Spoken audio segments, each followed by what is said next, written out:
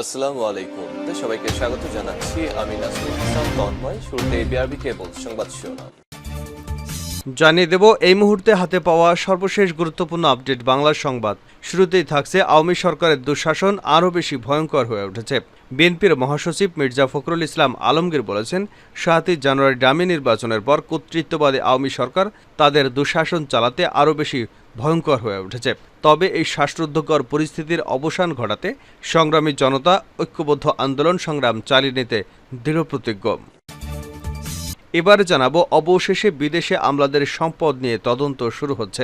২০২০ সালে তৎকালীন পররাষ্ট্রমন্ত্রী ডক্টর এ কে আব্দুল মোমিন প্রথম দাবি করেছিলেন, বিদেশে রাজনীতিবিদদের চেয়ে আমলাদের সম্পদের পরিমাণ বেশি। আর এখন সে বিষয় নিয়েই তদন্ত শুরু হয়েছে। এবার ফেঁসে যাবে বড় বড় রাঘব বোয়াল। জানাবো, বিএনপির কেন্দ্রীয় কার্যালয়ের সামনে বিএনপি নেতা নাদিম মোস্তফার জানাজা অনুষ্ঠিত। এবারে থাকছে, আওয়ামী লীগের সাধারণ সম্পাদক ওবায়দুল কাদের বলেছেন, বিএনপি বড় বড় কথা বলে, তাদের আন্দোলন ভুয়া। বিএনপিতে এখন আতঙ্কের নাম তারেক রহমান। মধ্যরাতে টেমস নদীর পাড় থেকে ফরমান আসে, একজন গেল আরেকজন এলো, মধ্যরাতের ফরমান। তারেক রহমানেরই ফরমানে মির্জা ফখরুল গয়েশ্বরবাবু কোথায় যান কেউ জানে না। এবারে থাকছে, এনবিআরের প্রথম সচিব দুর্নীতিতে অভিযুক্ত হয়েছেন। ইতিমধ্যেই তার একাধিক সম্পদের ফিরিস্তি সামনে এসেছে। নিজের নামে, স্ত্রীর নামে, আত্মীয় স্বজন নামে করেছেন বিপুল পরিমাণ সম্পদ, রয়েছে দেশের বাইরেও। এনবিআরের প্রথম এই মহাসচিব খুলেছিলেন প্রায় ৭০০ ব্যাংক অ্যাকাউন্ট, যার প্রত্যেকটিতে রয়েছে অঢেল টাকা পয়সা। এবং সর্বশেষ জানাবো আন্তর্জাতিক সংবাদ। পশ্চিমাদের বিরুদ্ধে হাইব্রিড যুদ্ধে জড়াচ্ছে রাশিয়া। এতক্ষণ শিরোনাম শুনছিলেন, এবার বিস্তারিত। প্রিয় দর্শক, আপনি যদি এই চ্যানেলে নতুন হয়ে থাকেন, ভিডিওটি দেখতে দেখতে চ্যানেলটি সাবস্ক্রাইব করে আমাদের সঙ্গে থাকুন। আর এই ভিডিও সম্পর্কে আপনি আপনার মূল্যবান মতামতটি কমেন্ট বক্সে জানিয়ে দিন। আর হ্যাঁ প্রিয় দর্শক, জানিয়ে দিন ভিডিওটি কোথা থেকে দেখছেন। আওয়ামী সরকারের দুঃশাসন আরও বেশি ভয়ঙ্কর হয়ে উঠেছে ফখরুল। বিএনপির মহাসচিব মির্জা ফখরুল ইসলাম আলমগীর বলেছেন, ৭ই জানুয়ারি ডামি নির্বাচনের পর কর্তৃত্ববাদী আওয়ামী সরকার তাদের দুঃশাসন চালাতে আরও বেশি ভয়ঙ্কর হয়ে উঠেছে। তবে এই শ্বাসরুদ্ধকর পরিস্থিতির অবসান ঘটাতে সংগ্রামী জনগণ ঐক্যবদ্ধভাবে আন্দোলন সংগ্রাম চালিয়ে যেতে দৃঢ়প্রতিজ্ঞ। বিএনপি চেয়ারপারসনের সাবেক প্রধানমন্ত্রী দেশনেত্রী বেগম খালেদা জিয়া নিঃশর্ত মুক্তির দাবিতে নয়াপল্টনস্থ বিএনপির কেন্দ্রীয় কার্যালয়ের সামনের সমাবেশ অনুষ্ঠিত হয়, যা সফল করার অংশ হিসেবে বিএনপির কেন্দ্রীয় কমিটির সহস্বাস্থ্য বিষয়ক সম্পাদক অধ্যাপক doctor S M Rafiqul Islam বাস্তুর নেতৃত্বে গত ২৮ জুন গাজীপুরে শ্রীপুরে প্রস্তুতি সভা করে। সভা শেষে ফিরে যাওয়ার সময় পুলিশ শ্রীপুর উপজেলা বিএনপির প্রথম যুগ্ম সাধারণ সম্পাদক মশিউর রহমান খান টিটু, শ্রীপুর উপজেলা জাতীয় স্বেচ্ছাসেবক দলের সদস্য সচিব অ্যাডভোকেট রাজিবুল আলম ব্যাপারী, যুবদল সদস্য আরিফুল ইসলাম এবং আবু বক্করকে গ্রেপ্তার করে। রোববার তাদেরকে গ্রেপ্তারের ঘটনায় গভীর উদ্বেগ প্রকাশ করে বিবৃতি দিয়েছেন বিএনপির মহাসচিব মির্জা ফখরুল ইসলাম আলমগীর। বিবৃতিতে তিনি বলেন, ৭ই জানুয়ারি ডামি নির্বাচন সরকার নব্য বাকশালী শাসন প্রতিষ্ঠার মাধ্যমে তাদের অবৈধ ক্ষমতাকে পাকাপোক্ত করতে দেশব্যাপী বিএনপি সহ বিরোধী দলের নেতাকর্মীদের উপর অবর্ণনীয় জুলুম অত্যাচার অব্যাহত রেখেছেন। সেটিরই ধারাবাহিকতায় শান্তিপূর্ণ প্রস্তুতি সভা শেষে পুলিশ কর্তৃক গাজীপুরের শ্রীপুর উপজেলার নেতাদের গ্রেপ্তার এবং তাদেরকে কারাগারে পাঠানো হয়েছে। অবশেষে বিদেশে আমলাদের সম্পদ নিয়ে তদন্ত শুরু।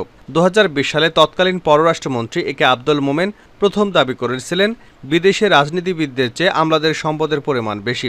এক অনুষ্ঠানে তিনি বলেন, আগে আমরা মনে করতাম কানাডার বেগমপাড়ায় বোধহয় রাজনীতিবিদদের বাড়িঘর বেশি। এ নিয়ে আমরা অনুসন্ধান শুরু করলাম এবং অনুসন্ধান করে দেখা গেল আমলাদের বাড়িঘরই বেশি। এরপর আমলাদের বিদেশি সম্পদ নিয়ে রাজনীতিতে তোলপাড় শুরু হয়। বেগমপাড়ায় কোন কোন আমলার বাড়ি রয়েছে তার হিসেব জানতে চাওয়া হয়, কিন্তু আমলাদের ব্যাপক প্রাধান্য এবং আধিপত্যের কারণে সেই সময় এই তথ্যগুলো আর প্রকাশিত হয়নি। এমনকি হাইকোর্ট যখন জানতে চেয়েছিল যে বেগমপাড়ায় আমলাদের কার কী সম্পদ রয়েছে তার ডিও দাখিল করা হোক, পরে এই তথ্যগুলো আর প্রকাশ হয়নি। পররাষ্ট্রমন্ত্রী অবশ্য জানিয়েছেন যে তথ্যগুলো যাচাই বাছাই করে যথাযথ প্রক্রিয়ার মাধ্যমে দেওয়ার যে উদ্যোগ নেওয়া হয়েছিল সেটি পরবর্তীতে ব্যাহত হয়। শুধু কানাডার বেগমপাড়া নয়, বিভিন্ন দেশে সাবেক সচিব এবং আমলাদের বিপুল পরিমাণ সম্পদ রয়েছে। সাম্প্রতিক সময়ে বেনজির এবং ডক্টর মতিউর রহমানের দুর্নীতির কেচ্ছা কাহিনী প্রকাশিত হবার পর আমলাদের দুর্নীতির বিষয়টি নিয়ে এখন ব্যাপক চর্চা হচ্ছে। এ নিয়ে সরকারের উপর একটি চাপ রয়েছে। আর এ কারণেই বিদেশে যে সমস্ত আমলারা বিপুল সম্পদ বানিয়েছেন তাদের তথ্যগুলো হালনাগাদ করা হচ্ছে এবং এই তথ্যগুলো সরকারের সর্বোচ্চ পর্যায় থেকে সংগ্রহের নির্দেশনা দেওয়া হয়েছে। তবে এ ধরনের অবৈধ সম্পদের হিসাব প্রকাশ করা হবে কিনা সেই সম্পর্কে নিশ্চিত কোনো তথ্য পাওয়া যায়নি। 2020 সালে যখন আমলাদের সম্পদের হিসাব গ্রহণ করা হয়েছিল, তখন একাধিক অবসরে যাওয়া সচিব আমলাদের বিপুল পরিমাণ সম্পদের তথ্যাদি প্রকাশিত হয়েছিল। বিশেষ করে বর্তমান সরকারের আমলে বেশ কিছু গুরুত্বপূর্ণ প্রভাবশালী সচিব যারা অবসরে গেছেন, তাদের বিপুল পরিমাণ অর্থবিত্তের সন্ধান পাওয়া গিয়েছিল বলে জানা গেছে। তবে লক্ষণীয় ব্যাপার হলো যে বেগমপাড়া, যুক্তরাজ্যে আমলাদের অবৈধ এই সম্পদ এই আমলে নয়, অতীতেও এটি দেখা গেছে এবং বিভিন্ন সময় আমলারা অবসরের পর বিদেশে তাদের সম্পদের পাহাড় গড়েছেন। এরশাদের আমলে প্রভাবশালী হয়ে যাওয়া বেশ কিছু আমলারা যুক্তরাষ্ট্র এবং কানাডায় বাড়িঘর করেছে। বাড়িঘর রয়েছে খালেদা জিয়ার ঘনিষ্ঠ হিসেবে পরিচিত বেশ কিছু ঊর্ধ্বতন সরকারি কর্মকর্তার। অন্যদিকে বর্তমান সরকার টানা 16 বছর ক্ষমতায় রয়েছে। এই সময় যে সমস্ত আমলারা ক্ষমতাবান ছিলেন, তারা অনেকেই স্থায়ী হয়েছেন কানাডা, যুক্তরাষ্ট্র অথবা যুক্তরাজ্যে। এসব জায়গায় তাদের বিপুল পরিমাণ সম্পদ রয়েছে। আমলাদের সন্তানদের অনেক বড় একটি অংশ এখন বিদেশে লেখাপড়া করে। খোঁজ নিয়ে দেখা হচ্ছে কারা অর্থ দিয়ে সন্তানদের বিদেশে পড়ায়, কাদের সন্তান মেধার কারণে বৃত্তি নিয়ে যায়। অনেক আমলাদের বিদেশের সম্পদেরও তথ্য পাওয়া যাচ্ছে। তবে সবকিছুকে একটি সুনির্দিষ্ট পদ্ধতিতে তদন্ত করে প্রক্রিয়া শুরু করছে সরকার। বিএনপির কেন্দ্রীয় কার্যালয়ের সামনে নাদিম মোস্তফার জানাজা অনুষ্ঠিত। সাবেক দুইবারের সংসদ সদস্য বিএনপি নেতা মরহুম অ্যাডভোকেট নাদিম মোস্তফার জানাজা বাদ আসর নয়াপল্টনে বিএনপির কেন্দ্রীয় কার্যালয়ের সামনে অনুষ্ঠিত হয়। এর আগে বেলা 11টায় ইউনাইটেড হাসপাতালে তার মৃত্যু হয়। তার জানাজায় অংশ নিয়ে মরহুমের রুহের মাগফিরাত কামনা করেন বিএনপির সিনিয়র যুগ্ম মহাসচিব অ্যাডভোকেট রুহুল কবির রিজভী। মরহুম নাদিম মোস্তফার সাথে চলা স্মৃতিচারণ করে রিজভী বলেন, বহুদিন মতিহারের সবুজ চত্বর এবং রাজশাহী শহরের আন্দোলনের নেতৃত্বের অগ্রভাগে ছিলেন। অনেকবার কারাবরণ করেছেন এরশাদের আমলে, পরবর্তী পর্যায়ে বারবার কারাবরণ করেছেন এই সরকারের আমলে। তার রুহের মাগফিরাত কামনা করছি। বিএনপির এই মুখপাত্র বলেন, নাদিম মোস্তফা এত কম বয়সে চলে যাবেন এটা আমার বিশ্বাস হচ্ছে না। মহান আল্লাহ তাআলার কাছে তার রুহের মাগফিরাত কামনা করছি। আল্লাহ যেন তাকে কবরে শান্তিতে রাখেন। মধ্যরাতের ফরমানে ফখরুল গয়েশ্বর কোথায় যান প্রশ্ন ওবায়দুল কাদেরের। আওয়ামী লীগের সাধারণ সম্পাদক ওবায়দুল কাদের বলেছেন, বিএনপি বড় বড় কথা বলে, তাদের আন্দোলন ভুয়া। বিএনপিতে এখন আতঙ্কের নাম তারেক রহমান। মধ্যরাতে টেমস নদীর পাড় থেকে ফরমান আসে, একজন গেল আরেকজন এলো। মধ্যরাতের ফরমান, তারেক রহমানের এই ফরমান ফখরুল ইসলাম গয়েশ্বর বাবু কোথায় যান কেউ জানে না। সড়ক পরিবহন ও সেতুমন্ত্রী ওবায়দুল কাদের বলেন, লন্ডনে বসে কর্মসূচি দেয় মেড ইন লন্ডন। নতুন নেতৃত্ব পাঠায় ফরমান আকারে, লন্ডনে বসে নেতা বানায়। এই মেড ইন লন্ডন কর্মসূচির মানে কি? খেলা কিনতে হবে, ছেড়ে দেওয়া হবে না। আওয়ামী লীগের সাধারণ সম্পাদক বলেন, বাংলাদেশের জনগণ ভোট ও ভাতের অধিকার প্রতিষ্ঠায় অগ্রণী ভূমিকা পালনকারী প্রতিষ্ঠান আওয়ামী লীগ। ৭৫ বছর এই প্রতিষ্ঠানের বয়স।